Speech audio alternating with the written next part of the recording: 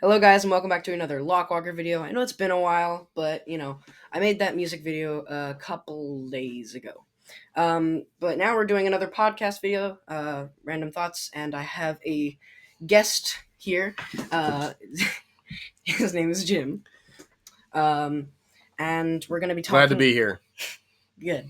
We're going to be talking about underrated, overrated, and our favorite artists, musical artists. So.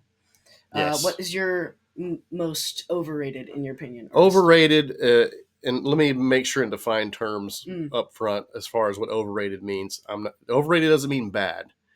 Overrated means they're overrated. It means people have too much of a high opinion of them, or the critics have too much of a high opinion of them. And so for me, the all-time most overrated group, people love them, are the Eagles, which is or just Eagles. If you look them up on iTunes, there's no D. Yeah. But they have apparently their greatest hits album is the number one selling album of all time. So that's wow. That's all you need to know as far as why they're overrated. I mean, we're not talking about the Beatles or the Rolling Stones or Led Zeppelin or all these other groups who, in my opinion, should be the number one. Yeah. But they're good. You know, they have. I think there's about 5 or 6 of their songs I really like, and then after that, it's kind of overrated. Yeah. So that's my pick for the most overrated artists. Yeah. For me, it's probably Taylor Swift because, like, when she was early into making music, like, she was really popular and she was, like, new. And so, like, it made sense to, like, oh, I like this new artist and stuff like that. And, like, I used to listen to, like, a few of her songs, but, like, I wasn't that big of a fan. But like now she's getting married and she's like just crying in her songs or something, and like I'm so sad. Dead Poet Society, like right. It's just a lot of her lyrics. It seems like are in that. That's what people say. Yeah. That she's not the best lyricist because it's kind of the same thing over and over again. Yeah. She used to be country, right? Didn't she start off more country? I think so. And now she's just straight pop. Yeah. Yeah. And she also charges way too much for her tickets. $700 a ticket. Yeah. It's ridiculous. Yeah. These kids these days. I'm old, so I can't understand it. Yeah, it's expensive. Yeah. All right. Yeah. What's your most underrated artist in your opinion? My most underrated artist, I'm actually wearing the shirt. Coincidentally, the AB stands for Andrew Bird. He's been around for a long time. He's been around for a good 15 or more years, and he's still kind of not that well known. I mean, he has his fans. He's kind of an independent type artist, and he plays violin. If you've ever seen the Muppet movie, that's the one with Jason Segel and Amy Adams. The main puppet in that movie, he whistles. There's a famous scene where he whistles. That's Andrew Bird.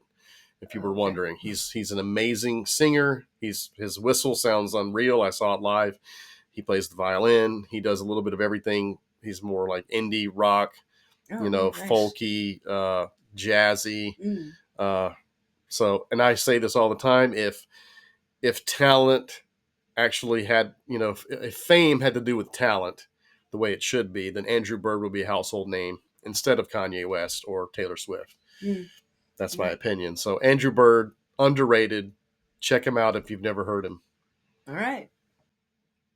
Okay, so now it's your turn.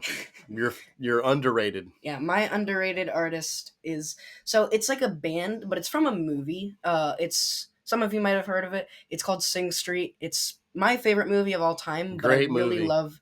Yeah, when you listen to the songs that like they hear in the movie and like Connor hears in the movie, and you hear the songs that like they make, you can really tell like how similar they are. Yeah. Like The Cure, they have a song called In Between Days, and it's very similar to their off of The Cure's best album, by the way, which they show in the movie. Yes. The Head on the Door, their best album. Love that song. Anyway. Yeah. Also, Man Eater by Daryl Hall and John Oates. I don't really care for that song very much, but I really love Drive It Like You Stole It. Drive It Like You Stole It, yeah. Good movie, I would say. If you haven't seen that movie, I think it's on Netflix. Check it out. It is on Netflix currently. It's leaving soon, though, so go watch it. It's also on Amazon, and I think that's about it. I think it might be on YouTube, too. But I think you have to pay Excellent, yeah. It's a very good movie. It's my number one. So you're saying the pretend band from the movies, your underrated artists? Yep. Yeah. I would say get the soundtrack. I do have. I don't think I have the whole soundtrack, but I have select songs Mm. in my iTunes. So Yeah. Okay. it's good. Yeah. All right. Who's your favorite artist of all time? Oh well, my favorite artist of all time has been the Beatles since I was a kid, since I was younger than you, and it's never changed. There are other bands I love, like U2. I'm a big fan of. Led Zeppelin, Radiohead, Oh yeah. the Avett Brothers. I could go on and on, but the Beatles. I always come back to the Beatles. They're kind of like the benchmark for what you compare everything to. The songwriting, the creativity, the changing your sound from album to album, doing just crazy creative stuff. They stood the test of time. I mean, it seems like every generation discovers the Beatles again. You know, my kids were raised on them. They all love the Beatles. I know you grew up listening to that stuff too. So for me, it's the Beatles. Yeah, that's fair. I love the Beatles as well. Yeah, they're very fun. Their simplistic style. Is it makes it like easier to hear and not like crazy. Right. But yet like some of their bits are kind of hard to play. Like like especially on guitar. I don't remember which song it was. I think it was. I mean, Blackbird, for example. Like that's a difficult one to play unless you are like a guitar buff. But, yes. Yeah, and they're very some of the things that, I mean, my nephew who's got a degree in music, he had an entire course just on the Beatles, and that he was telling me that a lot of their writing, a lot of their rhythms are more complicated than you think they are. They seem simple, but they're actually pretty complex. Yeah, and to write the songs that they did that made them so popular, like it's more poetry in my opinion. Like the songs that they write, the lyrics. I mean, maybe not Come Together or shoot, it starts with O. Oh, darling. No. Oh la dee or something. Oh blah dee, oh blah da. Yeah, that one's kind of nonsense. Yeah. But like more like other songs, like Here Comes the Sun. It's like, I mean, it's simple, but it is like uplifting. Yeah. So it always puts you in a good mood. That's how I feel about it. Yeah. Yeah. My favorite artist of all time is Ray LaMontagne, and I had a feeling. Yeah. I've loved him for I think since I was like 6-ish. Yeah. I was introduced by my dad, and he liked him at the time. He really loved Under Pressure. I heard that song. I had like the CD that I think he made for me.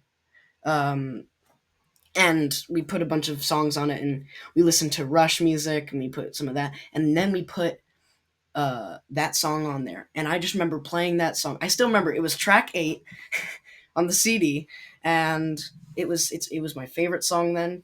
And now, like, he's coming out with a new album, and I'm so hyped for it. Ray LaMontagne is another one of those artists that I would consider underrated. I mean, I think too many people don't know who he is. He's a great singer, songwriter, folk, but also he does some experimentation. One of my favorite albums is, I think it's Ouroboros. Is that what you call it? Yeah, Ouroboros, which is kind of like a Pink Floyd almost type album. Yeah, I love that album. So it's great choice. He's a great artist. Yeah. And also in that album too, it's like the Pink Floyd, but because it also has the transition. There's like two sets of songs that have transitions in between them: Changing Man and While It Still Beats, and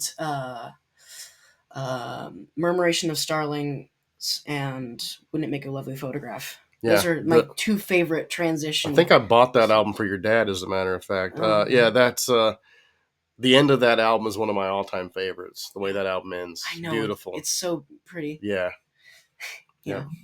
Good choice. Yeah, and he's coming to Seattle, I believe, soon, and so that's exciting. That's cool.